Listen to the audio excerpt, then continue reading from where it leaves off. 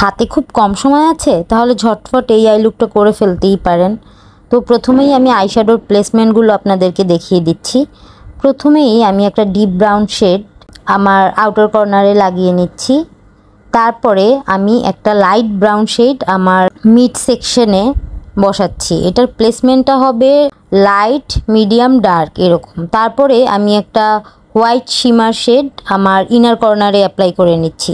তারপরে main part যেটা, এটা আমি আপনাদেরকে দেখাচ্ছি। জিনিসগুলোকে আমি আস্তে আস্তে, যে লাইনগুলো ক্রিয়েট হয়েছে ওই লাইনগুলোকে আমি আস্তে আস্তে ব্লেন্ড করা শুরু করেছি। খুব আলতো হাতে ব্রাশটা চালাতে হবে। আপনারা দেখুন যে আমি কিভাবে ব্লেন্ড করছি। আমি আস্তে আস্তে হার্শ লাইনগুলোকে ব্লেন্ড করছি।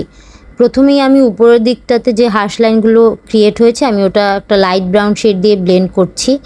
আর ডিপ ব্রাউন শেডটা আর যে লাইট ব্রাউন শেডটা আমি অ্যাপ্লাই করেছি, এইগুলোর মধ্যে যে লাইনগুলো ক্রিয়েট হয়েছে এগুলোকেও আমি আস্তে আস্তে ব্লেন্ড করা শুরু করছি।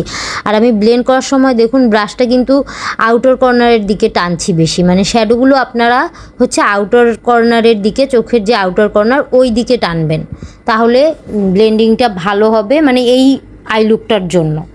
তারপরে এটা ব্লেন্ড করার পরে আমি যে ডার্ক ব্রাউন শেডটা আছে এটাকে সুন্দরভাবে ব্লেন্ড করছি। এই ডার্ক ব্রাউন শেডটা কিন্তু আবার বেশি ছড়ানো যাবে না, একই জায়গায় ঘুরিয়ে ঘুরিয়ে ওটাকে ব্লেন্ড করতে হবে। ডার্ক ব্রাউন শেডটা ভালোভাবে লাইট ব্রাউন শেডের সাথে মিক্স করে দিতে হবে। এই ব্লেন্ডিংগুলো যদি আপনাদের ভালো না হয় তাহলে কিন্তু আই লুকটা ফুটবে না আর ভালোও লাগবে না। তো মোটামুটি আমার আই লুক কমপ্লিট হয়ে গিয়েছে। আমি ইনার কর্নার একটু হাইলাইট করে নিচ্ছি আবার সেই হোয়াইট শিমারটা দিয়ে। হাইলাইট করার পরে আমি লোয়ার ল্যাশ লাইনে একটু ডার্ক ব্রাউন শেডটা অ্যাপ্লাই করেছি, তারপরে আমি লাইট ব্রাউন শেডটা ওটার উপর দিয়ে ব্লেন্ড করে দিয়েছি। এই তো মোটামুটি আমার আই লুক কমপ্লিট।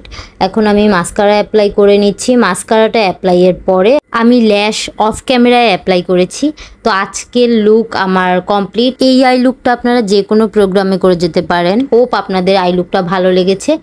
আর যদি ভালো লেগে থাকে অবশ্যই লাইক করবেন, অনেক বেশি শেয়ার করবেন, এবং যদি কিছু প্রশ্ন থাকে অবশ্যই আমাকে কমেন্ট করে জানাবেন। আজ তাহলে এই পর্যন্তই, দেখা হচ্ছে নেক্সট ভিডিওতে।